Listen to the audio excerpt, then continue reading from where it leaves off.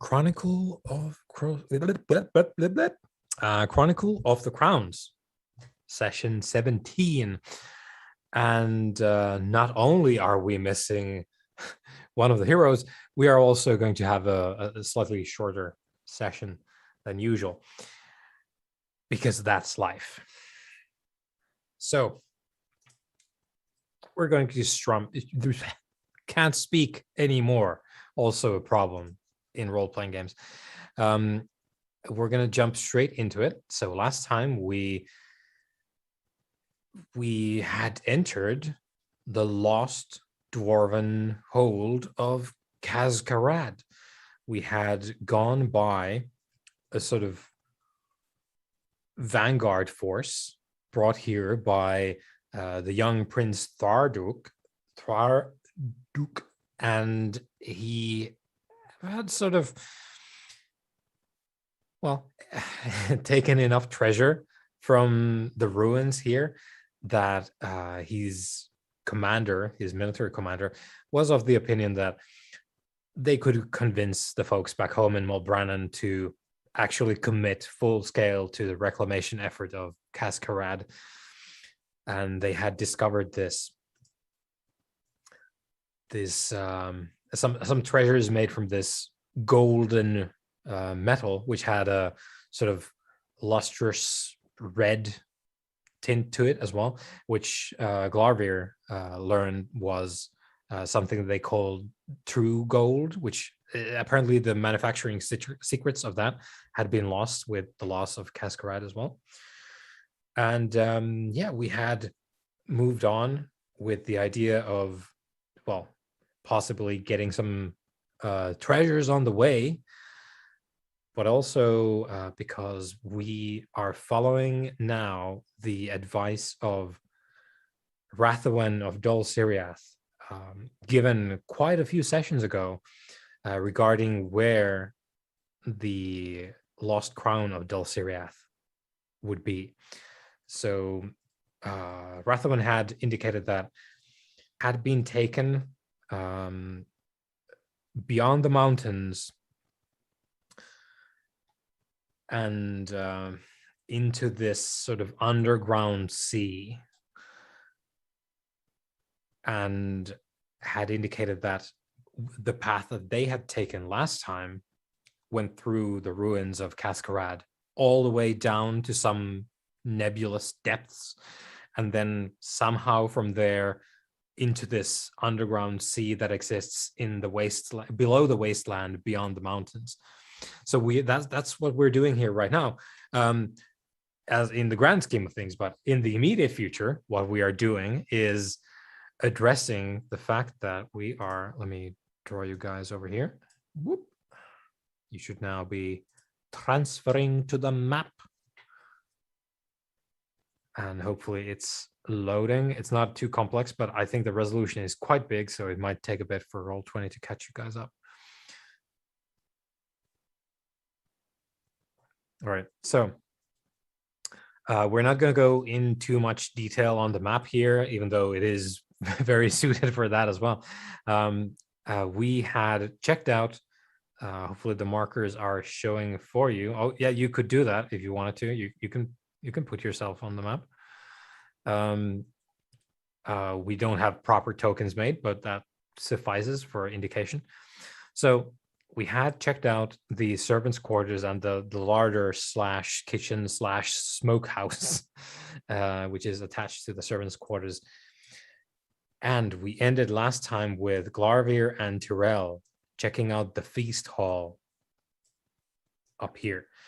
And they had entered and noted that the two pillars here holding this hall up seemed to be very damaged by, something. And we ended with the sound of breaking wood and two pairs of reflective eyes in the darkness, probably wolf eyes, and a slavering noise from the darkness at the entrance of our two heroes. Now, we are down Tyrell. So there's no easy way around it because Tyrell is in the middle of the action here. So I do not feel. John? I was going to suggest, and obviously you don't have to Mm, go with this. mm, Obviously, my thing is like protecting the members of the fellowship. So I was going to mhm, suggest, because obviously you know I spoke about last time. My plan is to collapse one of the pillars and mhm, bring the ceiling down. Like maybe if I like try and push him out of the way, and maybe when the rocks come down, maybe he's like bonked on the head by one of the rocks, and he's mhm, like rendered insensate for a bit. You know, we like put him in the back of the cart, and then obviously mhm, when mhm. John's free to join us again, that can be like when he like wakes up in the back of the cart. Yep. I had a couple of scenarios, sort of half thought. That is something we could do though. That would seem to be in a situation where there's no good options. I think let's go with that. It's going to happen immediately. It's going to be relatively simple, not ideal, but that's again life at the minute. So that's where we are. So Glarvir, you're there. Tyrell is there. You're staring at the eyes in the darkness that are reflecting currently the lamp from your cart, which is sort of set up here in the sort of promenade. Okay, so my plan is to basically like push the rail back into the corridor as I grab like the grappling hook off him. My plan is then to try and like almost like lasso it, for want of a better term, around one Mm-hmm. of the pillars, sort of like throw the other end to the people on the cart, and basically shout like, lash it to the cart and drive forward, so they can like have the cart pulling it. And I'm going to sort Mm-hmm. of try and like keep the wolves, basically stand on the threshold, keep the wolves Mm-hmm. in there while they do this, in the hope that I can then like throw myself backwards as it starts coming down. Now, All I right. know So that's a bit more complicated than what I can do in a no, round. Obviously, originally there was going to be two of us doing it, but yeah, yeah, that's the sort of overall yeah. plan. No, and this sounds like a wonderful link test. So I think at the very start, um, no, we can start with Glarvier because your thing is not the actual thing. Your thing is holding the wolves at bay. I feel like that's the important bit Yes. for you. So let's start with that. So, however you're going to do that, let's start with that, and then Cameron, um, figure out what you're going to roll for for the next part of the plan, which is to collapse the pillar with the aid of this grappling hook that Glory has set up. So Glover is going to start with, whatever you're doing with the wolves. So yeah, unsurprisingly, I'm going for axe. I'm not really Mm, trying to damage them. I'm trying to like yeah, fend them just off. keep them there. Yeah, basically. So Yeah, there we go. And they're going to oppose with their own roll, so you can just roll against obstacle one. okay, I'm going to put a persona into this to give me an extra dice. Obstacle one. 3 successes, no sixes. Okay, here's the wolves' savage attack. There's obstacle one. Yep, you got it. So that would be a success for you. So you can keep the wolves at bay, and you succeed with excess. So Cameron, whatever you're doing, Glauber is doing a very good job of beating these wolves back. Get Now, back, you Glauber, fiends! you know that these are not the giant wolves that you've seen previously. Yep.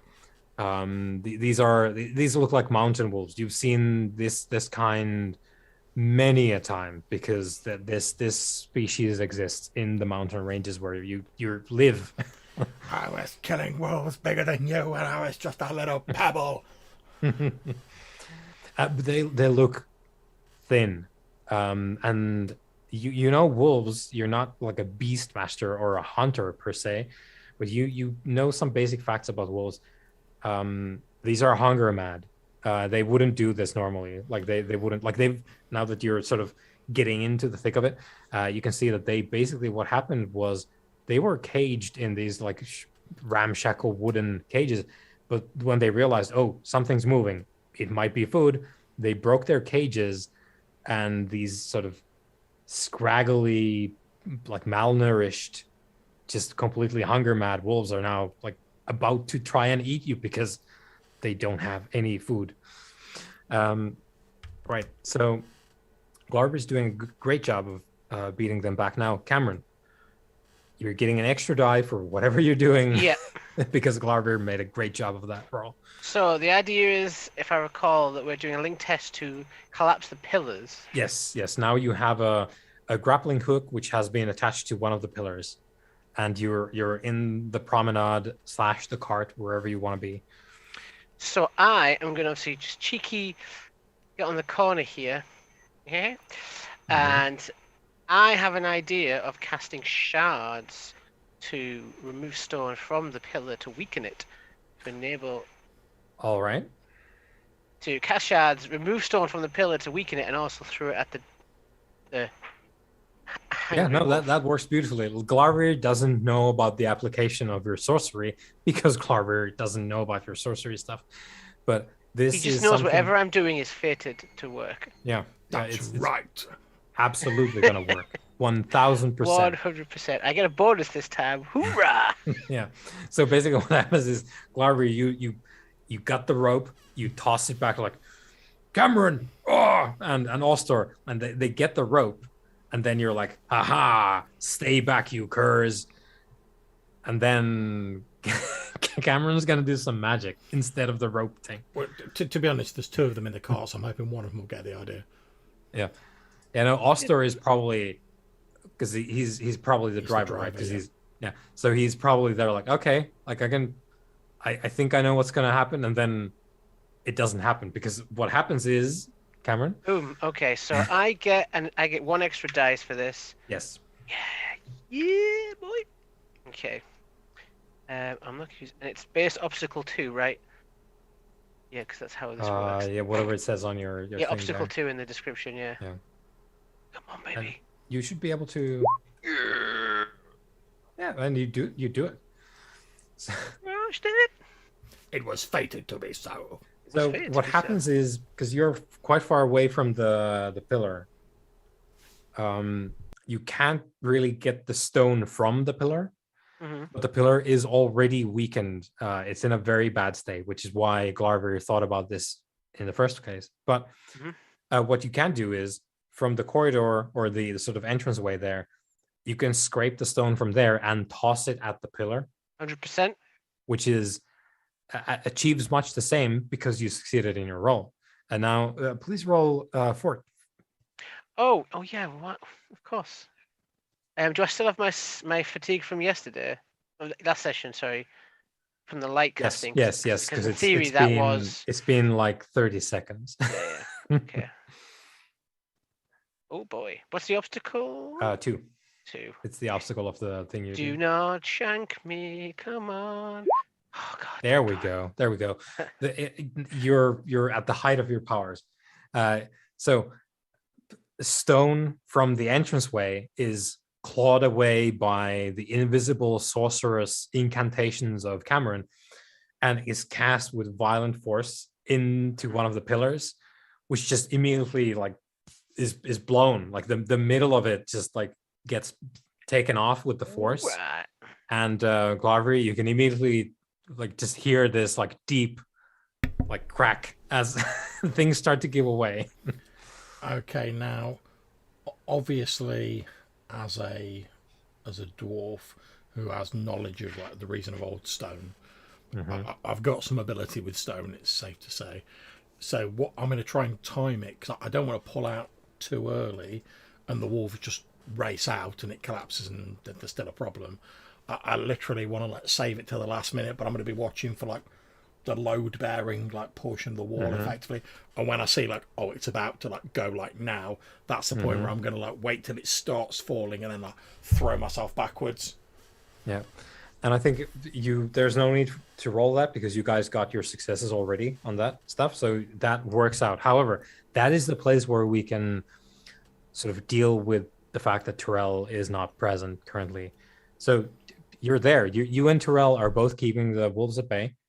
And as the feast hall collapses with horrendous noise, as stone matter collapses down from the floors above, Yeah, there's you wait until the last second so that the wolves are actually caught in the collapse. And unfortunately, Terrell gets. I think there's a piece of stonework that just fractures in a very sort of linear way, and there's a long beam of stone coming down, and it catches Terrell in the head as you guys dive out, and Terrell is knocked out in the collapse. But you leave the wolves in the rubble, so the feast hall is no longer, and the wolves are dead. So yes, I imagine that as the sort of like dust, which no doubt billowed out into There's a corridor. lot of stone matter now in the air. It's very difficult to breathe in the immediate aftermath. As that sort of, I imagine that Cameron will see sort of like me, sort of like staggering out of the smoke, sort of like one of Terrell's like arms over my shoulder, virtually like dragging him out, and I'll sort of like, I'll be like, Cameron, I think a bit of rocks hit Terrell. He seems to have been knocked out. I don't think it's serious, but we need to get him in the cart. Give me a hand with him. Okay, I will. And we'll sort of load him into the cart. Oh, he's surprisingly heavy. He was such a lithe boy. So much darkness in him. It's the weight of the world on his shoulders. Indeed, it's the weight of the sorrow he carries. Things that he is. We'll basically put him in, obviously, like, check him over. Obviously, we know our character, he's not in imminent danger of dying, but check him over. But if there's like a blanket or anything, our supplies, pull it out, make him as comfortable as we can, basically. Yeah. Right. So, you make him as comfortable as you can in the cart. The dust has settled, and you are alone in the silence of the promenade outside. So, just to check, did we come from this direction, or did we come from this direction? You came from here. Okay, cool. So, presumably, we want to sort of be heading in this direction. Yes.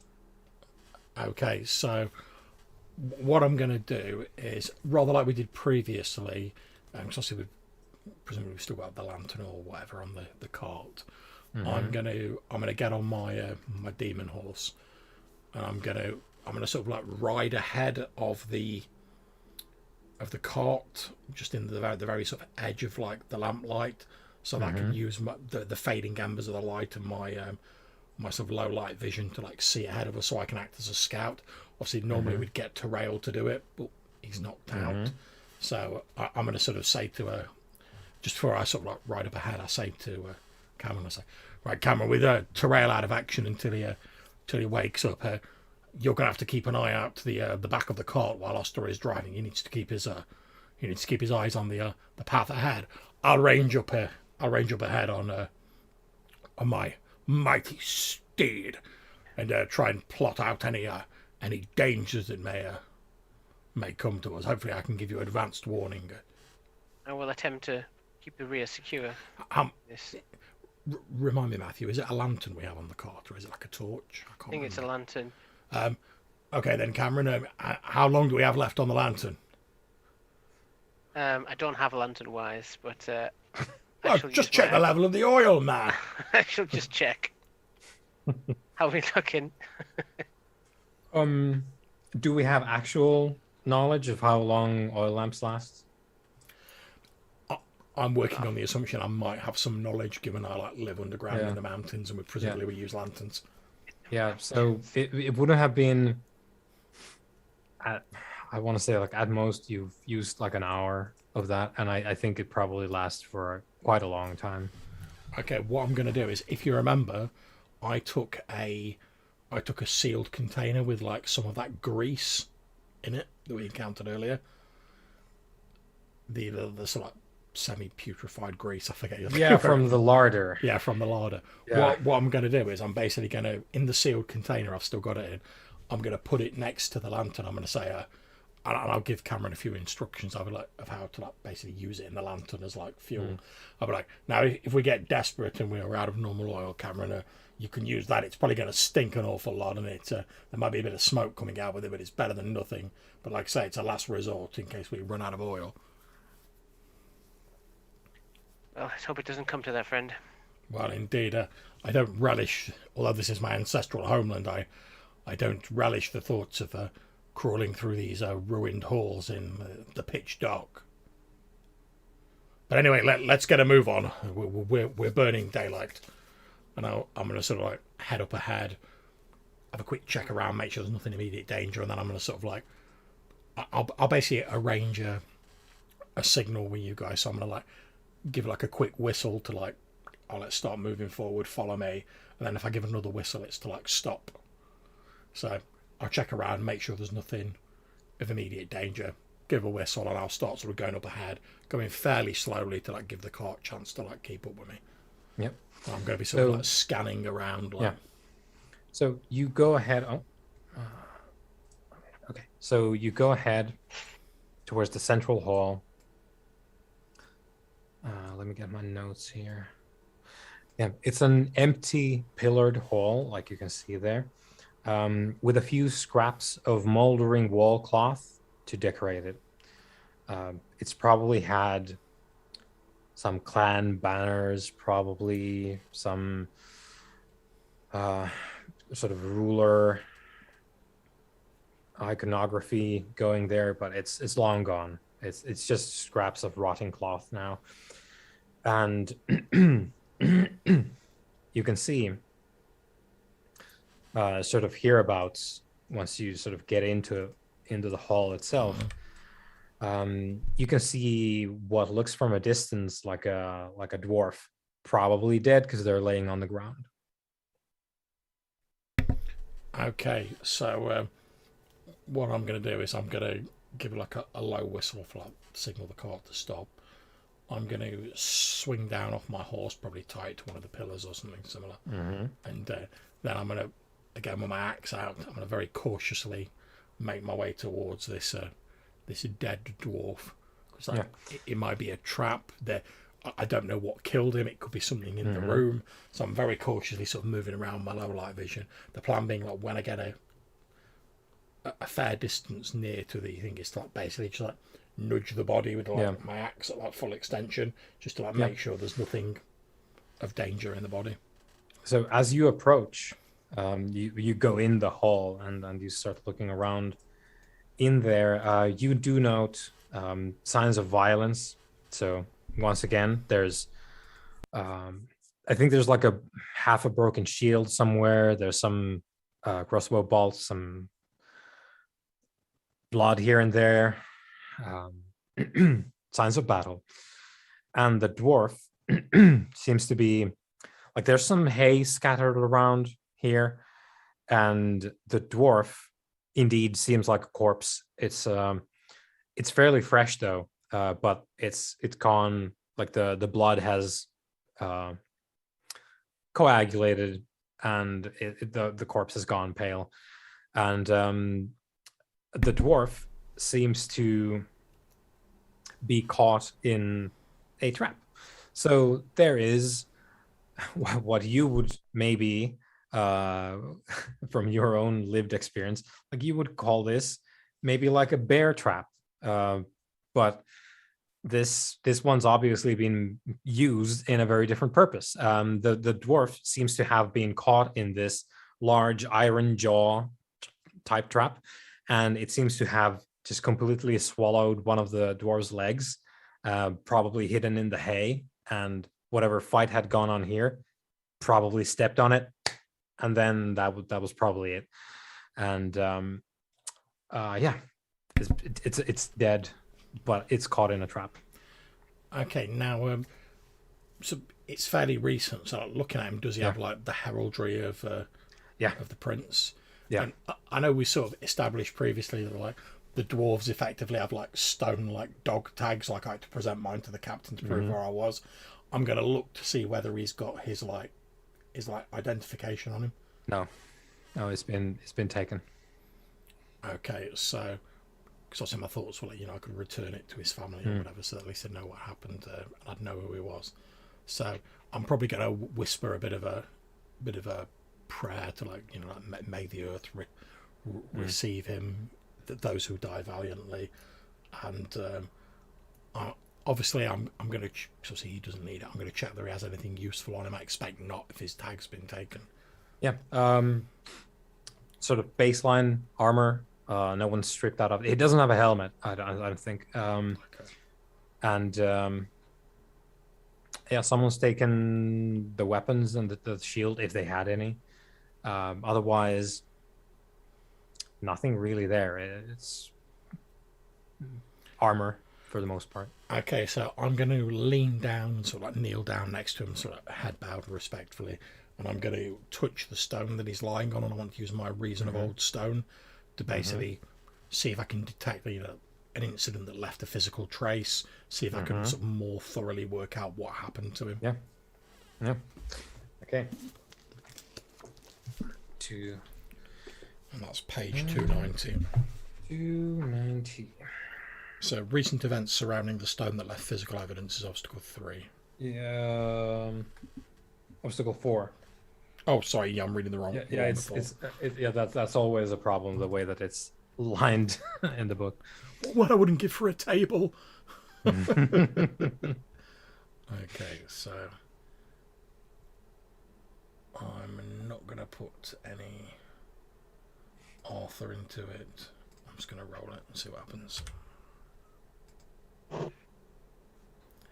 2 successes. Got a 6, so I'll spend a fate point on it.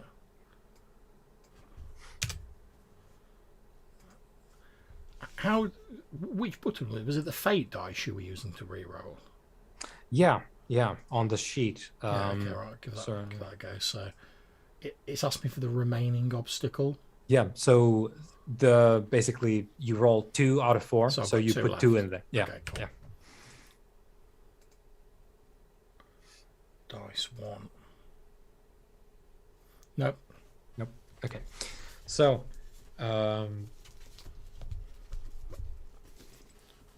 presume that counts as a routine since I've got 4.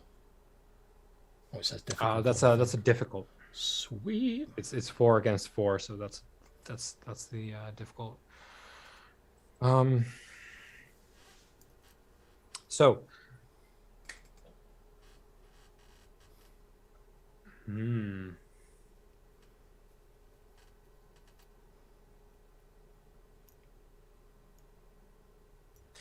So what happens is, so you touch the stone, the pavement of the hall, and you bid it tell you what has happened here. And it tells you that the old masters returned after a very long time away, and they did battle with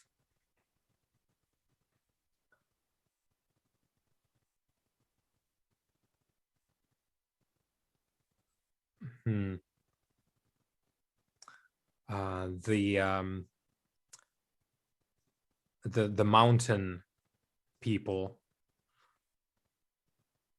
and their beasts. Okay. And so the consequence of the failure there is, like, you get this idea of, the old masters returned and then they fought with the mountain people and their beasts, and the sort of failure state there is that as you're ruminating on this, you end up cutting a bit of your hand on the iron jaw trap, not to do damage, but you've got a cut on your hand now. That makes sense for that. But yeah, it's sort of like a deep reminiscing, and then it's like, oh shit, like your hand got too close to that trap thing, and it's very sharp. Forgot where I was for a second. So deep, it was like, oh no. But yeah, it doesn't do any actual damage. The idea is in that you actually have a wound now. I think I probably mutter a curse and just like tear off like a bit of my sleeve and like just wrap it around. Wrap it. I was like, like careless, getting careless now. Getting too old for this. Mm-hmm. And I'm gonna give the signal for the cart to like come up, and I'm gonna like wait for it here. Yeah. So Cameron, you and Ostor, are you proceeding? No, I've been given the okay. Yes. Yeah. Okay. I am tempted to summon a light again, but I just don't know if I dare. Well, It's been too long. I mean, that's an interesting. I think right now, if you do it right now, we'll probably just say yes to it and not even roll, because there's no immediate Oh, okay. sort of charge aside from the inherent darkness of the place, which is very, very impactful because there's no light here aside from what you guys bring in. So it is very useful, but I'm guessing if I do that, I don't get the XP for the roll, but that's yeah, that's you fine. know, you just That's have fine. it. Like That's we don't fine. need to roll for it. I'll take it. Yeah. You know. No, so you do the thing with the staff with the crystal at the top. You're like, and just then when my elf brother is asleep, he cannot witness the terrible power I've just conjured. That's all right, Cameron. I will testify as to the truthfulness of your words. Yeah, but you light up your mage light. I don't, Glavia, I can't speak to the stone like you can. Well, no, you're not a dwarf.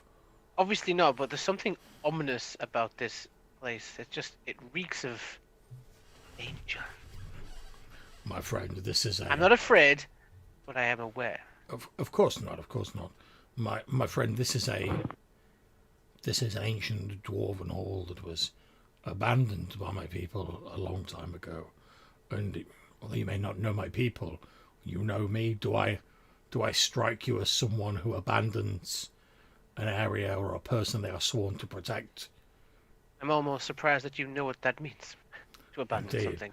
Well, you can imagine if my people were sworn to this place, as surely some of them must have been, what sort of, how strong an event must have been to compel them to either flee or leave this place. I'm not surprised it makes you uneasy. To tell you the truth, it does somewhat for me. However, this true gold that was spoken of interests me greatly.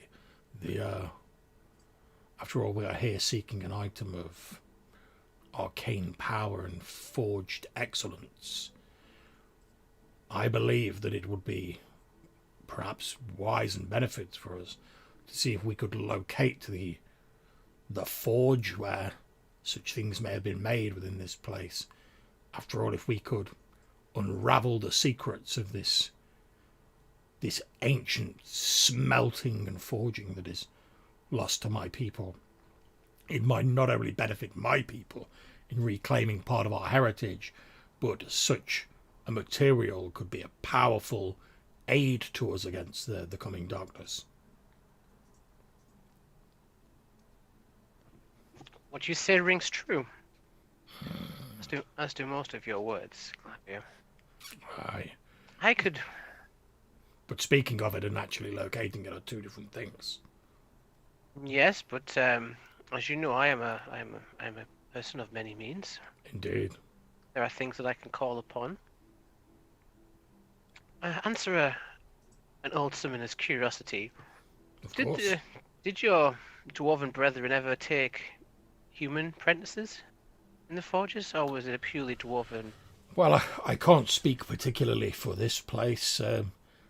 Although I know the broad strokes of its history, I do not know the details. It's been abandoned for so long.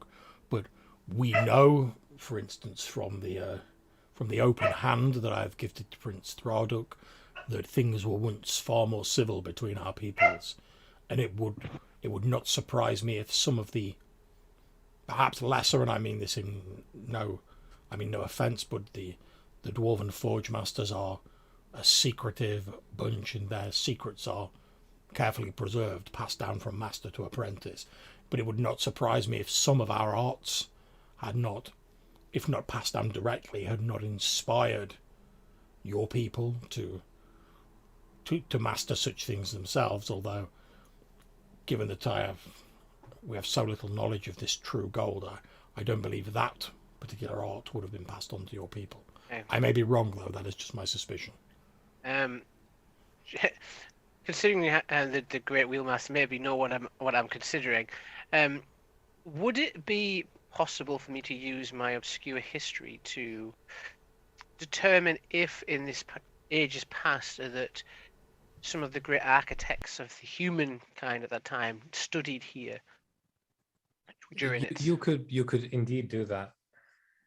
Because I would try to do that. Yeah. So what you're doing right now is you're inserting information through your skill here. It is not a wise, but we can use it. It's like history skills are kind of like wises in that regard. I feel like because it's about knowledge, right? There's no applying history. It's you know it. Oh, you don't. Yeah. So I think we can sort of use it in the same vein. I was going to ask, it may not be possible. Would it be possible, given that I've got like Gilder wise and Host wise, and basically like most of the dwarf wises, that I could possibly give him a bonus dice by like filling in some of the bits of like dwarven history that might help him sort of link it up? Yeah, it would be the Gilder wise, because that would be the sort of organized part of Dwarven society that would be taking on apprentices and all that stuff. So please do have an extra dice for yourself. Actually,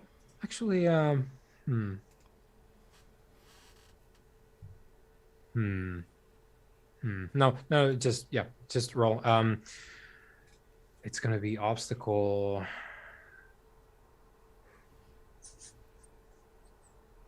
Let's go with 3. I feel like 3 is a good point for this. He's put it right on the cusp there, hasn't he? So I get an additional die from El Jono.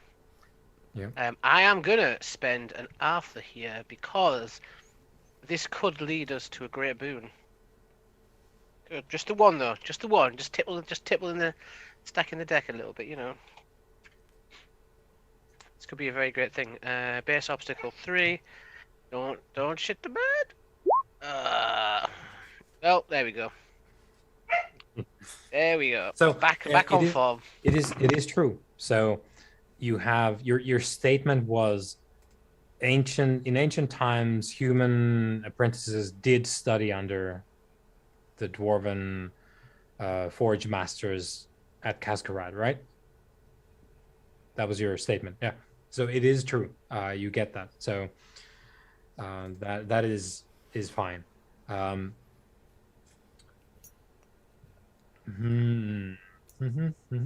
me refer to my notes.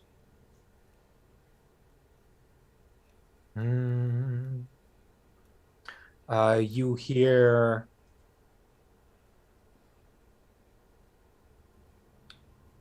sort of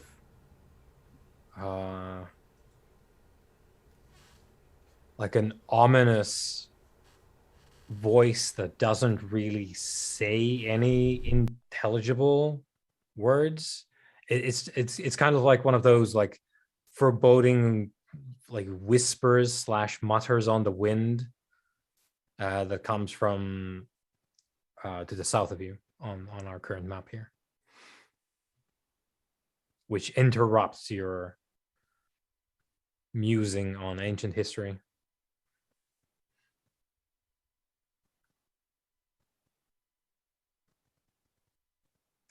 But you get your intent. Yeah. The Yes, Lavia. You see, I have studied far and wide about the greater works of the human kingdom.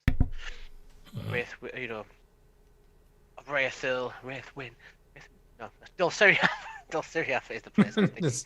Wraithin is a great architect. She's a great piece of work. Oh, yes. You know what I'm saying? But and I believe there was many of. There was almost a privilege to come here to study amongst the dwarves back when our peoples were more closely aligned. Well, with any luck, we may yet live to see such days be again. What I could do for you, Levy, and I stress that there is inherent dangers in the attempt. I could do for you here. You think this is worth it? I trust your word, and your heart. I could try and see if there's any of those human souls that reside here still that would be willing to help us. But no doubt their help will not come for free. They learned that much from the dwarves. I have little knowledge of what you speak. If you believe it is possible, then I would of course be grateful for your assistance, but I will not ask you to go against the dictates of your conscience. If you believe you can do it, then of course go ahead. But if you believe the danger is too great, I will defer to your opinion, since you know more about such matters than I. Considering what we did last week, 3 months ago, this will be a trifling matter, but still it'll have its dangers. I leave it is you who must face such dangers, so I leave the final decision entirely in your hands. But I believe that the benefits we would gain if we were to recover the secret of true gold, okay, I say with a little gleam of light in my eye, could be great indeed. You are to detect a hint of greed. Oh, well, I don't know what you mean. So, Glavy, if you believe you found us a secure location as we move through here, a place that I could have a bit of time, I would attempt. I would suggest this place is not ideal for it. There are too many entrances into this hall. What I would suggest is that I go into the chamber to the south of here, and if there is no danger in there, and there are less exits and entrances, we perhaps try it there when we can more successfully defend ourselves should anything untoward happens. And we could keep an eye on Tyrell as well. Quite. Agreed. We have an accord. Very well then. If you hold here, I'll travel into the chamber to the south and attempt to see what is in there. And I'm going to very cautiously make my way into the chamber to the south. I don't. Did I hear the sort of strange voice? By the way, I was. Oh yeah. Yeah. So I'll have basically said with hearing that sound, we need to check that out anyway first before we even think about it. And I'm going to start heading into the south here, keeping my eyes out. I'm going to be peeking around the corners as I come in. Yeah. So as you get in and there's a little bit more light coming in, you do realize, as I've now hopefully successfully indicated on the map, it is a traditional Dwarven Nog Hall. So whereas the one that you collapsed was a sort of maybe a little bit formal place to receive maybe guests and whatnot. This is for the clan. A big space with a lot of tables for drinking nog. And let me get my notes here. Yeah, so it's a Dwarven Nog Hall. Shattered tables and chairs, deliberately destroyed, you can tell. There's a grand fireplace right here at the opposite end, which has a vent out, of course, because you need to get rid of the smoke. There's detritus of revelries, spilled drinks. There's some blood. There's scraps of food. This is more recent, so sort of something has been celebrated here, even though it is quite obviously not been a Nog Hall in proper use in very, very long periods of time.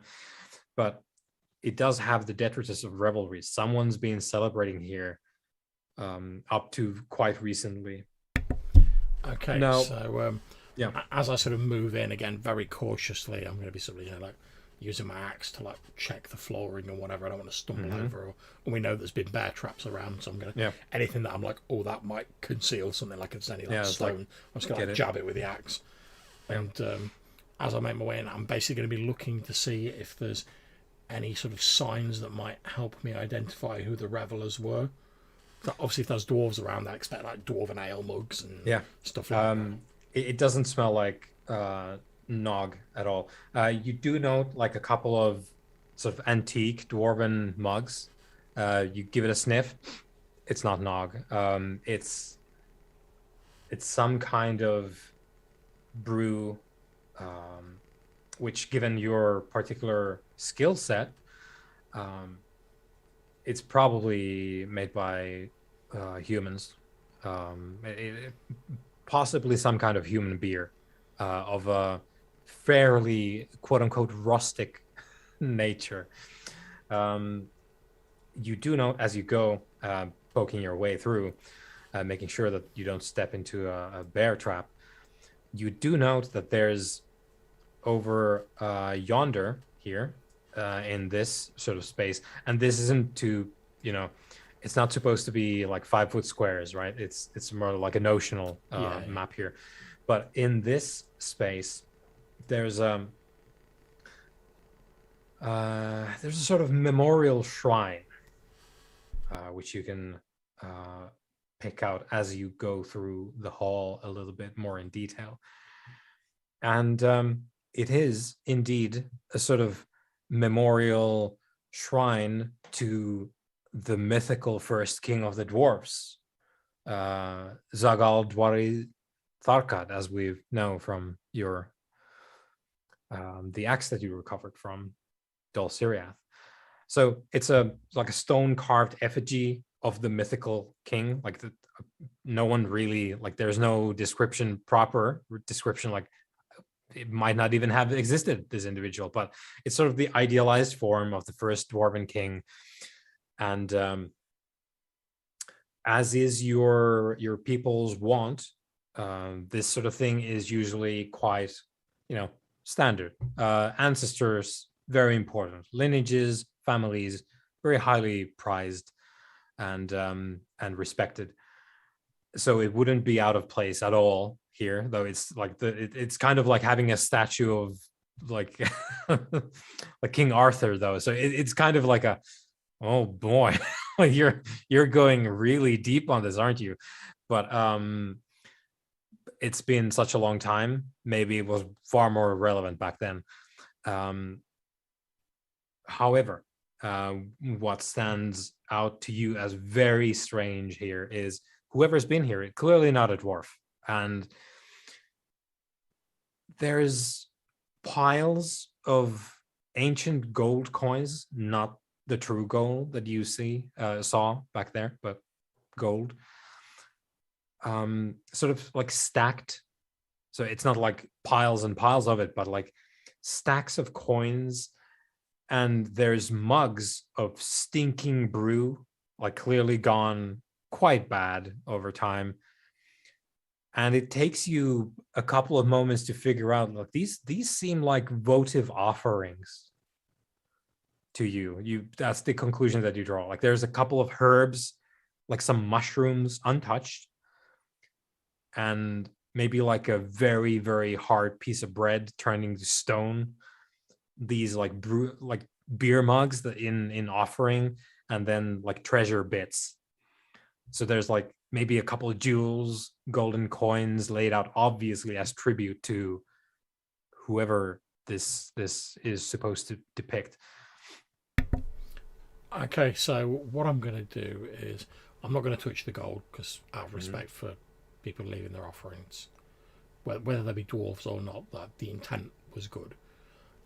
So I'm basically going to look around, see if I can find one of these like these crappy like mugs that's been like knocked over and it's like got no ale in it or whatever. Yeah. And I'm going to sort of write it, like clean it out, and I'm going to put a bit of my like actual dwarven nog in, and I'm going to set it amongst the offerings. Yeah.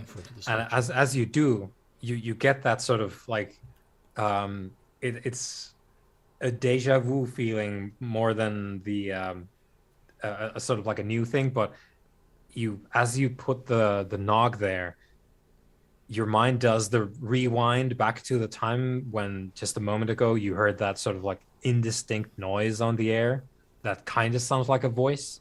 It happens again, as you put the nog there. And I think as well, because I've still got that pouch of like silver pieces, Yeah. I'm probably going to take like, I mean, it's the only money I've got, but I'm going to take a couple of the silver pieces and put them next to the mug. Yeah. This is not my own offering. And it's like you can see like probably someone's attempted to paint a little bit, like you know how ancient statues used to be painted all the time. You can see some scraps of painting there as well. Like someone's across the centuries, someone's probably painted this at least a couple of times, but it's all worn now. And you can tell that because it's kind of like on a slight pedestal. People have been touching the feet a lot as well. Clearly kind of like polished a little bit of the stone there as well. Okay, so I think obviously given how in touch with stone Glava is, that's probably drawn my eye. So I'm going to have a look at the feet of the statue. I'm expecting it's just, people placing their offerings and wanting to touch the statue. But just in case it's something else, I'm going to sort of like poke around the like base of the statue just to make sure there's no like hidden sort of apparatus. Mechanisms. Exactly. No. It does seem like it's worn down by people lapping at it. At which point I think I'll probably, having placed my offering, I'll probably mutter a little dwarven prayer under my breath, which I expect involves like reciting some part of your lineage, and then I'll probably like touch the feet of the statue myself. Yeah. It looks like a rowdy like hall where people have held revelries, and of course there's the shrine to the mythical king. So, but you come to the conclusion probably no traps. Wouldn't make sense anyway if people are partying here. So I'll head back, so I'm sort of stood directly opposite the entrance, and then I'm going to shout back to Cameron. I'll say, "It looks like it's some sort of ancient feasting hall, Cameron. Seems to be all clear. I suggest you and Oster come through. There only seems to be a couple of exits to the north from the chamber. This would seem to be a much safer place to perform your working, or whatever it is you call it. No signs of habitation. We're good. There are some signs that people have been here. Bits of food. There appear to be some. There's a statue to the first of the great dwarven kings here, and it seems like someone or something, I expect not dwarves based on the vaguely ale-shaped swill that has been left here, is I don't expect it's dwarves that have left the offering, but there are some small monies and offerings that have been left here around the statue. I have not touched them. It is someone's offerings. It is not for me to take, but it appears to be devoid of danger as far as I can perceive anyway. Okay. Let's bring the cart in. Okay. So do I have this right? You're going to put down a circle and... You got it. I'm going to try and summon some restless dead. As you do. Because I feel like sanctified dead, this ain't the place for that. People didn't die here happy. They did not die in a good way, so... Well, I'll leave that to you, Cameron. Let me know if you need me to do anything. Otherwise, I'm going to cover these exits just in case while you're otherwise occupied. Okay, I'm going to... It's going to take me a bit of time, but I will. That's fine. I've put myself in the middle, but I'm going to keep sort of like looking down the exits at like intervals. I'll shout to you if I see any incoming danger, Cameron. Otherwise, just to let me know if and when you need me to do anything. Otherwise, proceed. Proceed.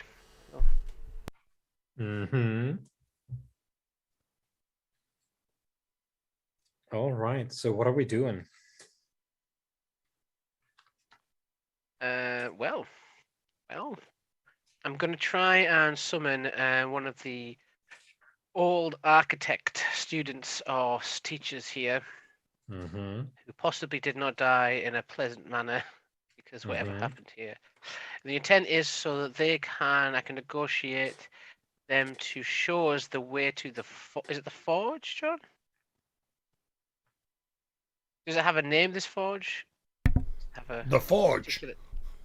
But like a more than that, does it have like a particular name, like the forge of? We dwarves are a practical people. we don't waste our time giving fancy names to the things. But you must Take for instance my home hold of a Molbrannen, which roughly in your language translates to hammer hold. It's protected by hammers. It was built with hammers. It is a hold, therefore we call it hammer hold. you must understand that these things that I summon are echoes of the real thing most of the time. And so that they take what we say literally. If I say find me the forge, they will take me to a forge, but it will not necessarily be the forge we want. You understand, Glavia? I would say then, say to them, should you be able to summon them, take me to the primary forge of Khaz-Karad. Okay, guide us to the. Yes. Okay. Yes. Well, I'll leave the exact wording up to you. You are far more knowledgeable than I in such things. You would think so, but I kind of got us into this mess. Have more. I know so. Have more faith in yourself, lad. Are you making a gate? Oh yes, I'm gonna make the. There's one that helps me make it easier to summon, isn't there? Yeah, Summoner's Gate. Yes, I will use the gate version. So you can set your own obstacle for this, and if you are successful, you get advantage die equal to the obstacle. Oh man! Oh yeah, and you're boy. rolling your assassination. So this is assassination. Okay. Yes. How brave do I want to be? 6. And it takes an hour per obstacle. Yeah. Per obstacle. Yeah, I'm gonna go for 3. All right. I'm gonna go for 3. Right? That's doable. Yeah. 3. That's half my dice. What could go wrong? So I just gotta give that a roll. So I'll start conducting myself. Can I fork anything in for this? Don't know. Let me look at assassination. Can you fork in like traits and stuff? Or is that's not? No, it's skills. Skills. Okay. Assassination. Illuminations, cartography, symbology, ritual, and appropriate wises. Nah. I don't have any of that. Oh, okay. Mm-hmm. I'm honest. I'm honest to the fault. I'm gonna spend Arthur. No. Let's just do it. Let's just hope for the. Let's just hope. Let's just believe. Oh, that's a Matthew ass roll right there. I don't even have any. What? That's a 0 with double 1s there and no 6s. So great. Well, the demon architect is due any time now, John. And that was how a huge gaping hole to the underworld was opened in Khaz-Karad, and thus began the 1,000-year ghost plague. Yeah. And we never heard from Cameron and Glavia ever I again. think something messed up my circle. Something. It wasn't fated to be. Okay, so this is it'll be interesting to go forward. Okay, so you've made your Wow, this circle's lit. This circle's lit. I can't wait to summon on this thing. Yeah. Look at it. It's supercharged. Let's go. It's good to go, baby. So Restless Dead is an obstacle 3. Now, you'll be pleased to know I do get a bonus for Restless Dead. Yes. So I have a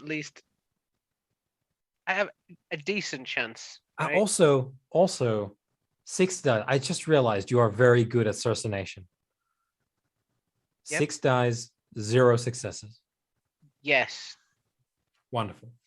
Yes. I also got a routine for that, and I got. It doesn't count. It doesn't count anymore because you're so good at assassination. Doesn't matter. Doesn't matter. So I'm going to summon because I'm ready to summon this thing. I do get one advantage because I have the item I got from Dol Siriath. if you Mhm. recall. It's the necklace thing, isn't it? It's Oh, the ancestral effigy. yeah. So So I have that. I'm not going to spend Arthur because what we're looking at here is actually an obstacle increase because you want a specific spirit. Yep. Otherwise, it would be down to me to figure out who this is. But it's Are a we talking +1 like obstacle because you want the architect, Okay. the sort of forge apprentice. So it's obstacle 4. It is, yeah. Okay. Okay, let's do this. What could go wrong? Oh, hang on, no, I've done that wrong. I have to re-roll it. I don't mean literally re-roll. I meant I put the obstacle in the wrong place. Okay, so I get 1 fork. Okay. I get no, that's it. Base obstacle for. Oh, come on! But I get a 6. 1-6. 1-6. You know it. You know your boy's gonna do it. Mm-hmm. Come on, I need this, man. I need this. Nah. Nah. Oh boy. Oh boy. So failed You know, summoning. this is happening. I'm messing up all the things I'm actually meant to be good at. Mm-hmm. Yeah. Yeah, it's only the ones that you have 6 or more dice in that you absolutely tank. It's quite remarkable. Unbelievable. If the summoner fails his test, there are 3 possible results. The GM may declare that no spirit heeds his call, that the summoner has angered his intended target, or that something unintended has heeded the call and appeared instead. If the GM decides to bring in the intended entity, the creature angered by the So glad I built that circle. This is gonna go great. Hmm. Can I use my rule of law skill to determine how messed up I am right now? What's the sentence for fucking up summoning skill? Yes.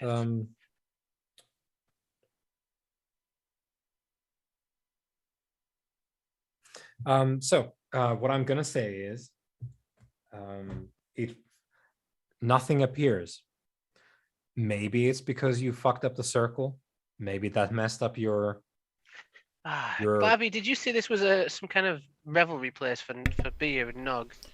I believe it was some sort of old feasting hall.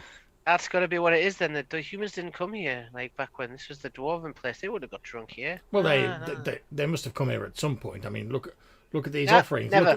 Look at that pale watery piss that's been left in those tankards down there.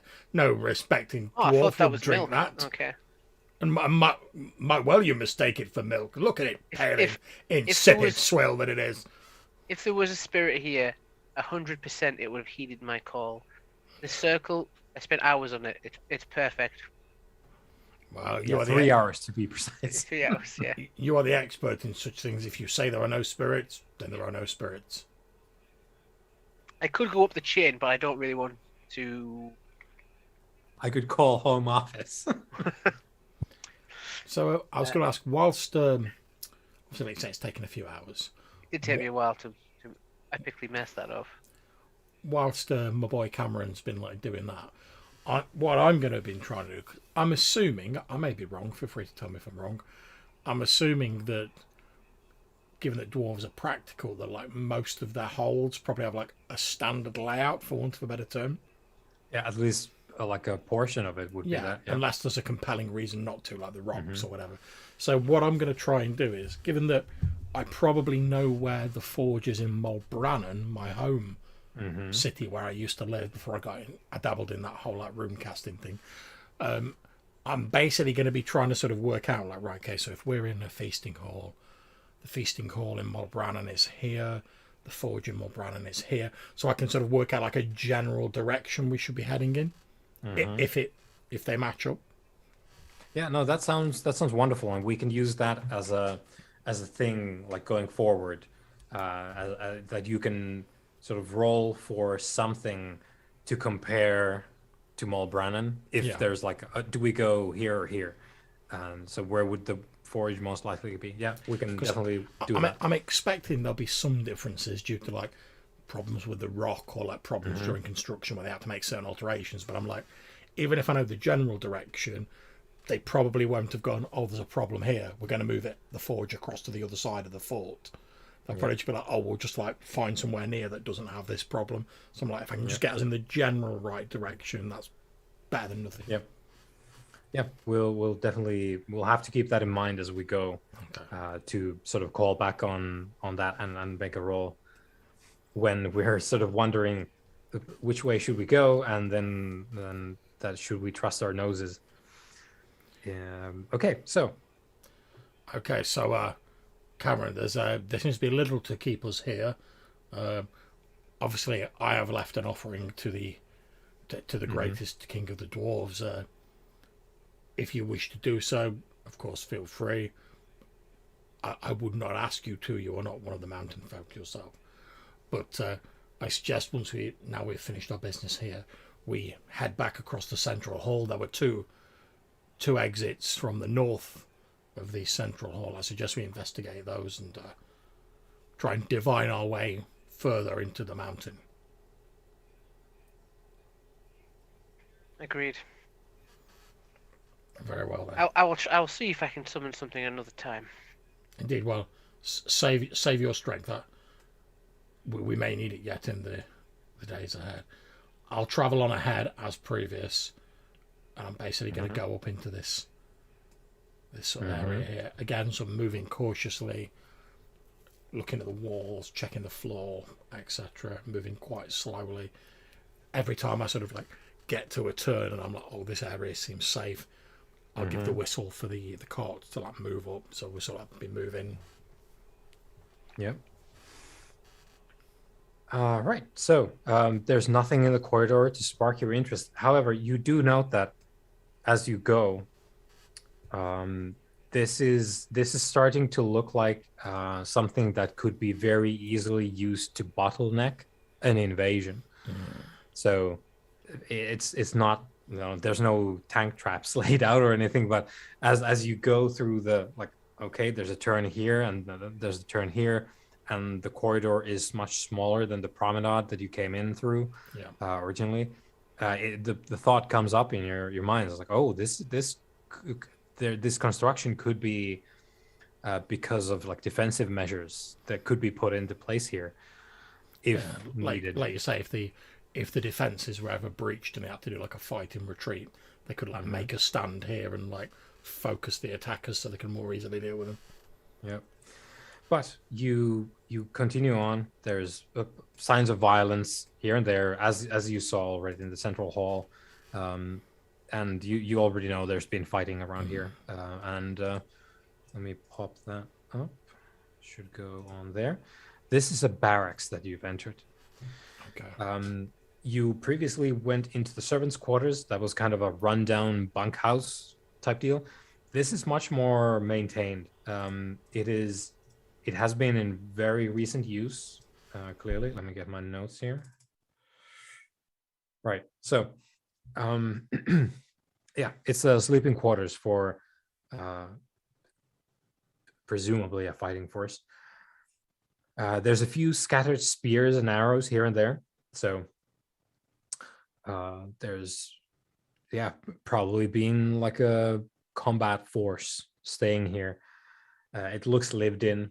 It hasn't been like they've clearly taken whatever sort of war material that they had, but there's bedding and all that stuff. They haven't taken the beds, so to speak, with them. But so there's these beds here, some weapons here and there. However, you do note that one of the beds in the corner, there's a dead human sort of laying on the bed, sort of all like clutched up in itself. It's wearing a robe, and in one hand, it seems to be clutching like in an ice pick grip, which is sort of like curled into its chest, so it's hard to see what exactly it is, but it looks like a weapon handle. So it's sort of curled in, and like sort of like death grip pressing it against his chest. And But it's just the a other, handle. yeah, it's a like you can see the like this, so Yeah. you can see the pommel here, but you don't see what the presumably it's going to be a blade of some kind, but it's sort of like wrapped up like this into the sort of the robe. And on the other hand, you can see this like semi bizarre looking thing where it's like a glove and bracer combination made from hide, like fairly raw hide. So it's like a long glove slash like bracer armor bit, which goes up to the elbow, and some kind of writing that you cannot read at all. You don't even know what the alphabet is. Has been burnt into the hide, so like branding writing. It's all covered in that script, and this human is curled up in this one bed in the corner. Okay, so what I'm going to do is I'm going to lean down off my mount and I'm going to scoop up like one of the spears that's lying about. My plan being then basically to give the body a prod with the spear to make sure it's not going to like, because I've got to admit the whole like talk of restless spirits, which I've previously not even considered, because I'm like, dwarves don't do restless spirits. Yeah, what is that? Yeah, but now like Cameron's been like, oh, there's been humans here. There might be echoes of like people's souls and whatever. That's unnerved me a bit, because I don't have any truck with that sort of diabolism. So I'm basically gonna try and turn the body over using the spear to see if I can get a better glimpse at like the rest of this weapon. So you start doing it, and if it moves off, I'm going to drop the spear and like axe time. Yeah, no, it doesn't move.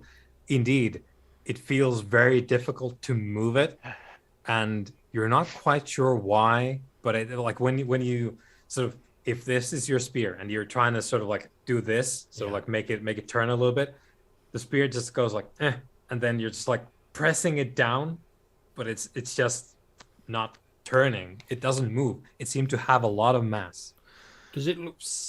My first thought would be like, oh, maybe it's that the corpse has like become like affixed to the bed via the process of decay or something. So I'll try and like almost like stick the spear under it, to see if I can like jimmy it up a bit to like see if it's attached to the bed. Very heavy, like bizarrely heavy. So heavier than I'd expect, given the It doesn't feel like a dry corpse, because it's not bloated or anything. So maybe if it's sort of decaying, it has gone beyond the bloating stage already. So it shouldn't be this heavy at all. Okay.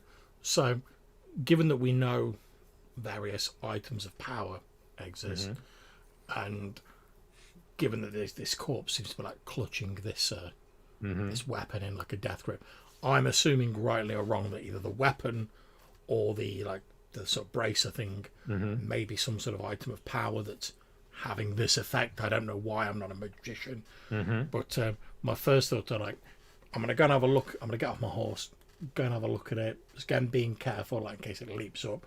But my thoughts are to see if I think that I could like sever the arm or the hand that's holding the weapon. Like, drop it free, because I'm then like, if the arm drops free and suddenly the body's all like light, I'll be like, all right, the sword's doing that. Yeah. No, it's you cannot think any reason why it wouldn't work like that. If you chop your axe into a dead corpse's arm, you cannot think why the arm wouldn't sever. So that go. Yeah. So you get up to the corpse, you sort of line up your thing, and then give it a go, and it goes. The arm snaps where you hit it with the axe, and it just goes like plonk, like onto the side from where it snapped off, and you can see the flesh. It's sort of like desiccated, dry, and the human in the robe. Desiccated, dry corpse with like so you can see the veins underneath. So whatever the desiccation or decaying process here, like something has, you're not really like a surgeon or anything, but for us as players, you can see the veins in like a dark gray on the already sort of gray dried corpse. You can see the veins very clearly. So even in it kind of looks quote unquote sick in that way, like the veins are very visible on the dry corpse, and the flesh similarly, it's gray inside, and it does plunk off like that too had a lot of weight to it. It doesn't just like roll off, it just goes like bonk Okay, from where so you snapped it. given that it's grey and it has this extra weight, I'm almost thinking that it's like somehow the flesh and the blood, especially with the grey veins, has like turned to stone or something similar. So what I'm going to try and do is I'm going to try and reach out, touch the corpse, and I'm going to use the reason of old stone to see if I can get any information out of it. Because if it's not stone, I'll just be like, oh, it doesn't work. Yeah. Well, this, I didn't think of this, and I should have, because obviously I should have. Because I'm a stone man. Let's give it a fucking roll. Okay. Let me bring up the thing here. So what are we what are we trying to, are you asking me the type or name of the stone here? Or what are you doing? I'm actually just going for the age of the stone. Age of stone. Because Nice. I'm like, oh, that will tell me like roughly when he got turned to stone. Yeah. So let me just go back onto the relevant bit. So reason of old stone. I believe it's one obstacle for the age of the stone. The name is one, the age is two. All right, okay, cool. I'm going to spend any author on it. Base obstacle 2. Ooh. Oof. So what happens is you touch it and you immediately retract your hand because there's a deep revulsion that you don't understand at all, that just like washes over you as you reach out with your innate, like because stones are kind of in sort of mythological sense, stones are kind of like your people because you have this skill, and this feels wrong. Touching it feels very wrong when you use your stone cunning. And you know, this doesn't really happen because if it's not stone, nothing happens. But what happens here is you touch the corpse itself, and it's just like you want to puke. Okay. Given that I've chopped the arm, has it revealed the weapon in any? Oh yeah. So it goes plonk off. It's like an intricate dagger hilt that it's gripping with the cross guard there, and a blade of it's a dagger blade, finely made from true gold. You can see the red gleam on it, but it's only the blade part. It's not the handle. It's the blade itself. So there's a blade, but there's no handle. So the handle is regular metals. The blade itself is made from true gold. Yeah. Yeah. So now that I've only got the severed bit of hand and the dagger, I'm going to see if I can use my axe to either prise the hand open or like chop the fingers off to free the dagger. Basically. Yeah. You can easily just like the fingers come off and the dagger slips out. And I like to imagine like as Cameron and Oster are like following up, I'll be like, yeah, Cameron, you can see Glarvir has found some true gold. As they sort of come in, the lantern like glinting off it, I'm like, are you well, my friend? And I'm like, almost like I'm sort of talking to myself, like I've not really even heard him. I'm like, magnificent, is it not a dagger of true gold?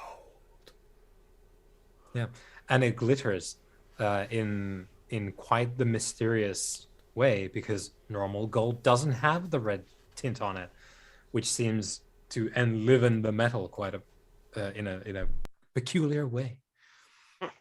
Is very beautiful.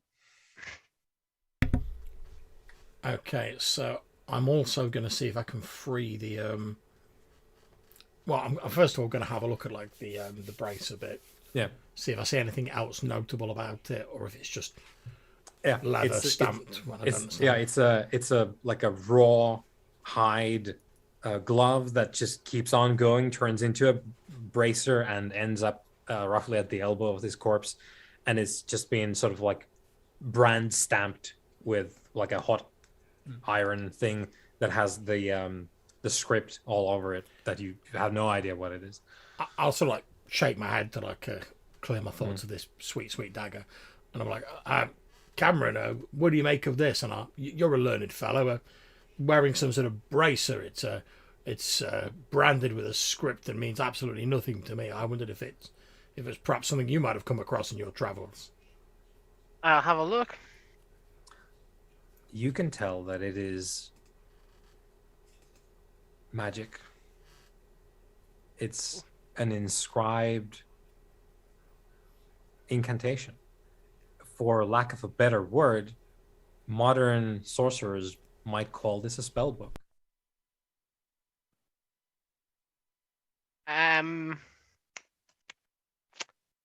Well, Glavia, this is something worth more than gold. I'll look at him like, what the fuck What? do you mean? It's a leather glove. These words are power. These words are magic. Yeah, it's a spell inscription. You'll have to study it. Would I need to use enchantings for that to study it, or?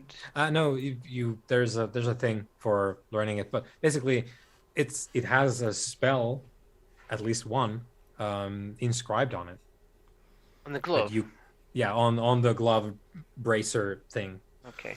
well, clearly, Cameron, this is no item of a dwarven manufacture. Would it be useful to you potentially in our travels? I mean, I personally would not take it if I were alone, for it means nothing to me. But I would like the opportunity to study it. I always enjoy studying things of this sort of nature. It might come in handy. So I'm going to see if I can basically unfasten it for Cameron, and I'll pass no it problem. on to Cameron. Yeah, you can easily undo the like there's no like clasps or anything. It's just literally like sort of like leather snare that's being threaded throughout the inside. Yeah, so I'll pass that over to him. I'll tuck the true gold dagger like into my belt, and then I'm going to say, well, I have a quick look around again, just to make sure that there's nothing else here. And then once we've sort of ascertained that we've found what we're going to find here, I'll say, right, I'll push on to the next chamber and make sure it's clear. Okay. I'm going to study this thing for a bit, and keep a watch out, obviously. Of course. Of course. And make sure that you do. Don't be saying you're going to keep a watch out and then not doing so. It's a guard post. This is the true choke point right here. This exit right here, sturdy pair of doors, very sturdy indeed. There's guard alcoves that you can see because the doors are slightly open, so you can see into the corridor beyond as well. And this guard post itself, which is not indicated on the map there, but it is quite well fortified. You can see several measures to basically block the door. There's sort of barricades that could be used to block one of these corridors anywhere, in sort of like carrying barricades. Yeah, it's a sort of fortified strong point, which is there's no one there. But this, like, all the materials are here. This could be used to severely fortify this place. Okay, so I'm going to have again, being cautious, I'm going to have a poke through the through the various things here. So obviously, like we found a dead guy with like a true gold dagger on him, which I wasn't expecting. So I'm like, who knows what we might find in here? So I'll sort of just have a quick poke around and things, being careful in case I've laid any traps in here. Yeah, as previously. It doesn't seem so. You don't need to roll for it. You will conclude there's no traps there, though there are things that could be made into traps. You can see it. It's like a defensive storehouse and a like a choke point in the sort of entrances into the deeper mountain areas. If it's an area where, like, it was made to like hold off a sort of siege or like it's a defense point, I'm gonna have a look around and see if they've got like if there's any like dried rations or anything here. Like they might have like scavenging. They might have like laid in for people, because I'm like, we are gonna need food as we keep going on.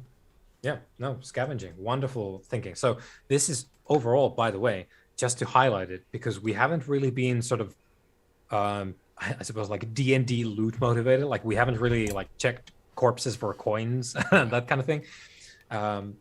That's something you can do with scavenging if you want to, get stuff. If only I had the scavenging skill. Yeah, if only. You could start to learn it though. Right. So I would say that's an obstacle 1. Okay, so it's not. Let me just add it as being very difficult thing at all. Scavenging. I presume that comes off perception. I presume so. I will check. It might be a combined thing. Okay. Scavenging perception.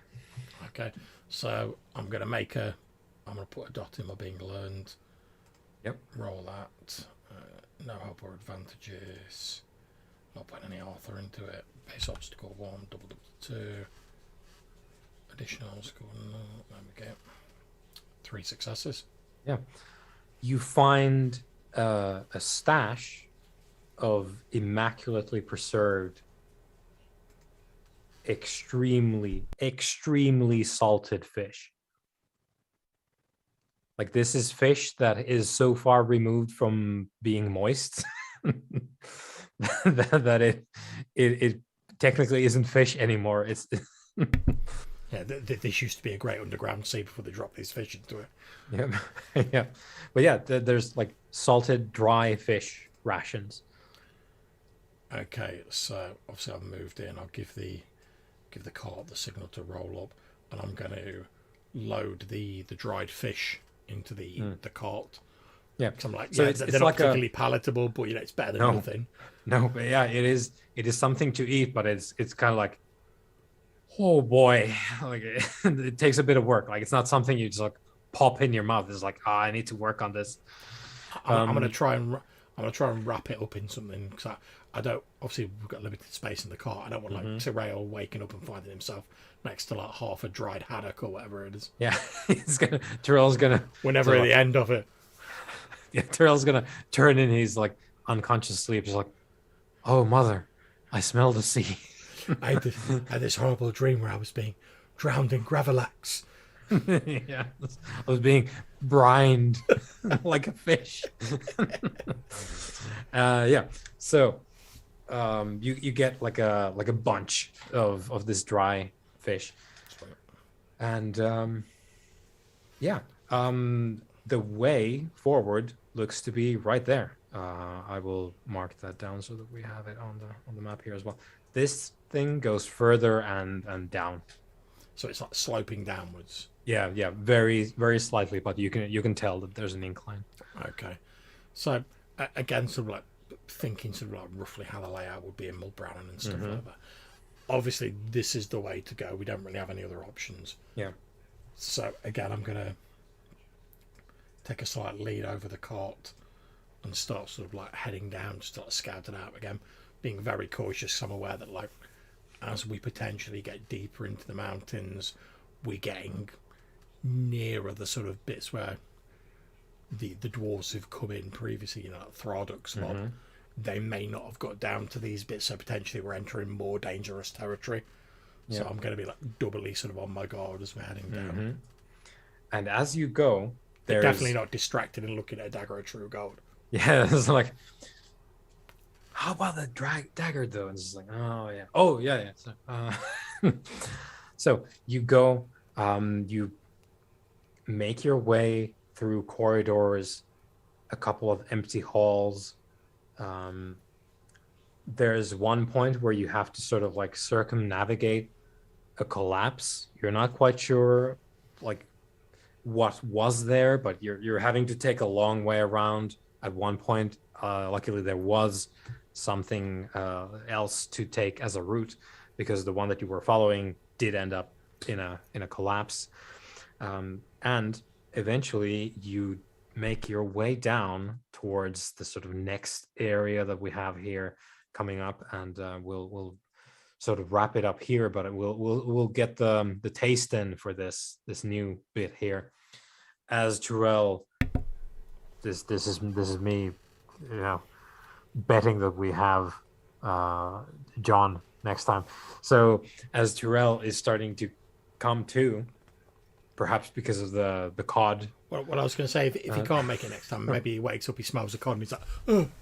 Yeah. No, thank you. Yeah. We come to like the corridor ends, and there's a long ledge stretched out over a deep chasm that turns into a sequence of bridges across said chasm, made from large hexagonal basalt columns. Like for your sort of for your purposes, if you don't if you haven't seen this bit before, this is what you would have in sort of volcanic, very specific like volcanic situations, where like the Giant's Causeway in sort of your neck of the woods there. So hexagonal columns side by side. So these bridges are made from like clusters of this very large hexagonal basalt columns rising up from the darkness, and this all is flanked by what seem to be, to your eyes, Glarvir, because you can kind of pick out the shapes of stones, the things sort of lining these bridges of hexagonal columns, they seem to be shards of the chasm's walls, sort of like broken off, like sort of glacier fragments sliding into the ocean, but they've been lent against the sort of bridge column thing as a sort of like very rough and jagged, kind of like a sort of like a rail almost on the side, on each side of these pathways across the chasm. Now, the path that you can see forward is uneven in elevation, but it has been either made or carved or actually worn into a smooth sort of surface by probably the ancient dwarves of Khaz-Karad. And as you're standing on the ledge looking at this quite remarkable thing, this basalt column bridge across the chasm that you cannot see the bottom of, there's a powerful mountain wind that blows across the whole chasm area. It whips your hair as you stand on the ledge there. That comes from somewhere up high in the caverns. You cannot properly see the ceiling either of this chasm area. And it does seem very forceful, and some of the gusts kind of, as you're not sort of like getting used to it, it takes you like a step to the side as you're sort of like reacting. Oh, this gust is actually can be very, very powerful. You get the idea that it's probably enough to like blow stuff off. Like hats probably gone immediately if you let go of them. Yeah, but it's also enough to like just like push people off as well. And there's, I think, where we can end on the jagged steps of Khaz-Karad. Excellent. Thank you very much. Very much enjoyed it. Yeah, Very much. thank you. And hopefully we will continue next time with a full complement of heroes. Indeed. Right, well, obviously we'll sort out Arthur and whatever, but Yep. I'll stop the stream here. So thank you